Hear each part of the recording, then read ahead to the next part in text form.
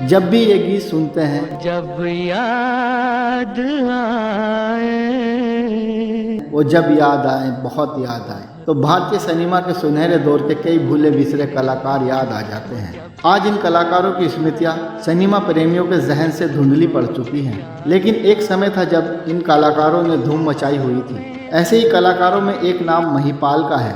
आज जब भी हम उन पर फिल्माए गए गीतों को सुनते हैं तो उनकी याद ताज़ा हो जाती है। उन्होंने इतनी धार्मिक फिल्में की कि लोग उन्हें भगवान मानने लगे थे। इन्होंने माइथोलॉजिकल फिल्मों में कभी भगवान राम, कभी भगवान कृष्ण, तो कभी भगवान विष्णु बनकर खूब वाहवाही लूटी। यही नहीं, उन्होंने फैंटेसी फिल्मों में भी अपनी अलग पहचान बनाई।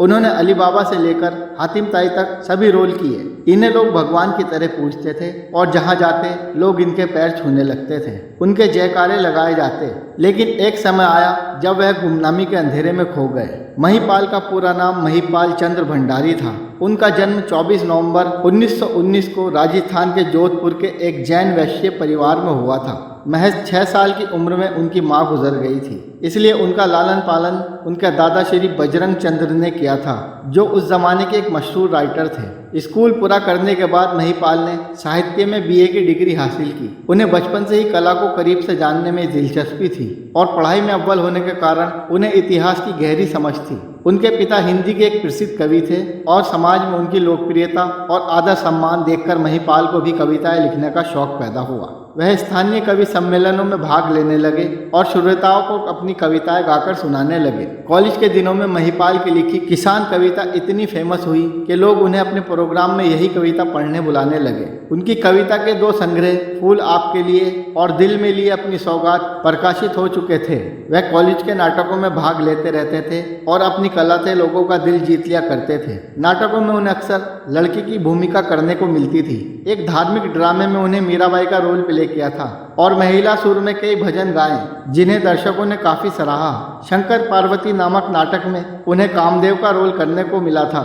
हालांकि वे बचपन में अपनी पढ़ाई पूरी कर कॉलेज में प्रोफेसर बनकर शांतिपूर्ण ढंग से अपना जीवन व्यतीत करना चाहते थे, लेकिन फिर कविता लिखने का ऐसा चस्का लगा कि वे बम्बई आ गए गीतकार बनने। मगर किस्मत ने उन्हें अभिनेता बना दिया। उनके अभिनेता बनने की कहानी भी काफ़ी दिलचस्प है। साल 1942 तक देश में कई भाषाओं में फिल्में बननी शुरू हो चुकी थी, लेकिन मारवाड़ी फिल्में अभी तक नहीं बनी थी। जब फिल्म निर्माता जेडी कपूर ने देश की पहली मारवाड़ी फिल्म बनाने का विचार किया तो उन्हें बॉम्बे में कोई कलाकार नहीं मिला। कलाकार की तलाश में फिल्म के क्रू मेंबर जोधपुर पहुंचे। उस समय महिपाल जोधपुर में ही रहते थे और कविताएं लिखते थे और उन्हें कवि सम्मेलनों में सुनाकर श्रोताओं से वाही लूटते थे। ऐसे ही एक कवि सम्मेलन में जेपी कपूर आए हुए थे और उनके कविता पाठ से अधिक उनके प्रोज से प्रभावित हुए और उन्हें अपनी आने वाली फिल्म नजराना में हीरो का रोल करने का ऑफर दिया। महिपाल को भला इसमें क्या आपत्ति हो सकती थी। उन्होंने इस नियंत्रण को सर आंखों पर स्वीकार कर लिया और अभिनेता बनने मुंबई पहुंच गए। फिल्म कंपनी के साथ महिपाल की बात 125 रुपये प्रति महीना तय हुई। उस समय एक बड़ी रकम थी। डरते हुए महिपाल जब दादाजी के पास पहुंचे तो वो बहुत खुश हुए, लेकिन परिवार उनके फिल्मी कैरियर के खिलाफ था। रिश्तेदार उन्हें ताना मारने लगे कि क्या भंडारी खानदान के लोग तवायफों और भांडों के साथ नाचेंगे गाएंगे। दादाजी ने सबके खिलाफ जाकर परिवार को राजी कर लिया। 1942 में आई नजराना को मारवाड़ी और हिंदी दोनों भाषाओं में रिलीज किया गया, मगर दुर्भाग्यवश दोनों ही फिल्में फ्लॉप हो गईं और महिपाल का महान अभिनेता का सपना चकनाचूर हो गया। निराशा की स्थिति में वो हीरो बनने की उम्मीद छोड़कर कवि बने रहने पर ही संतुष्ट हो गए। फिर वे काम की तलाश में मुंबई के फिल्म स्टूडियो के चक्कर लगाने लगे और भटकते भटकते वी शांताराम के राजकमल मंदिर जा पहुंचे। शांताराम मुंबई के अति व्यस्त निर्माता निर्देशक थे और किसी अनजान भाग्य आजमाने वाले व्यक्ति को उनसे भेंट कर पाना लगभग असंभव था। लेकिन एक दिन शांताराम का चपरासी डेविड थोड़ी देर के लिए अपनी जगह से हटा तो मौका देखकर सीधे उनके दफ्तर में घुस गए। उन्होंने शांताराम को बताया कि वे एक कवि हैं और एक फिल्म में अभिनय कर चुके हैं। शांताराम ने बोला कि तो फिर देर किस बात की है, सुना डालो अपनी कोई नई कविता। उनके कविता पाठ से शांताराम इतना प्रभावित हुए कि उनसे अपने 4 फिल्मों के लिए गीत लिखवाने का वादा कर लिया। शांताराम ने उनसे पूछा कि क्या फिल्मों में भी काम करोगे। महिपाल तुरंत तैयार हो गए तो शांताराम ने कहा कि नीचे जाकर दादा नाम के व्यक्ति से बात कर लो। नीचे दादा नाम व्यक्ति से बात की तो उसने कहा कि वेतन 100 रुपये होगा।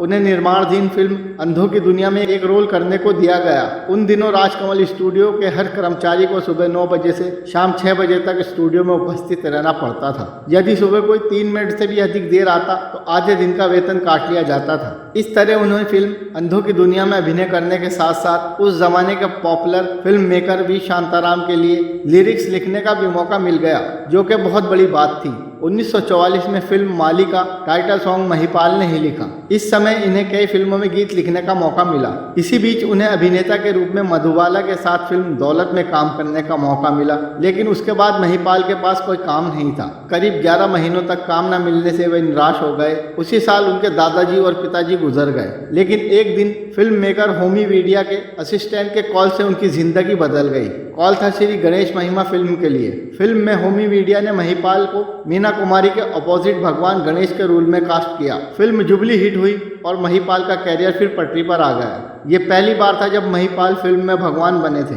लेकिन श्री गणेश महिमा के बाद ये सिलसिला चल पड़ा। एक के बाद एक कई धार्मिक फिल्मों में उन्हें काम करने का मौका मिला। वह संपूर्ण रामायण, वीर भीमसेन, वीर हनुमान, हनुमान पताल विजय, जय संतोषी माँ जैसी हिट माइथोलॉजिकल फिल्मों में नजर आए। उन्होंने अपने एक्टिंग कैरियर में इतनी फिल्मों में भगवान राम, कृष्ण, गणेश और विष्णु का किरदार निभाया कि असल जिंदगी में लोग इन्हें भगवान मानने लगे थे। जाते जाते लोग इनके पैर छूने लगते, जयकारे लगाए जाते। ये वो जमाना था जब राज कपूर, दिलीप कुमार और देवानंद जैसे बड़े कलाकार इंडस्ट्रीज में अपनी बड़ी पहचान बनाए बैठे थे। इसके बावजूद महिपाल अपने हुनर से माइथोलॉजिकल फिल्मों से मशहूर हो गए।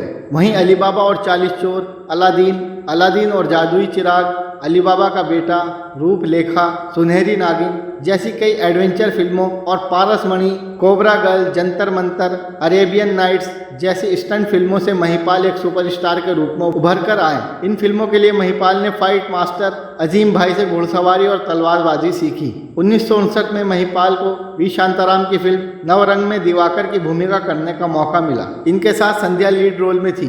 फिल्म का गाना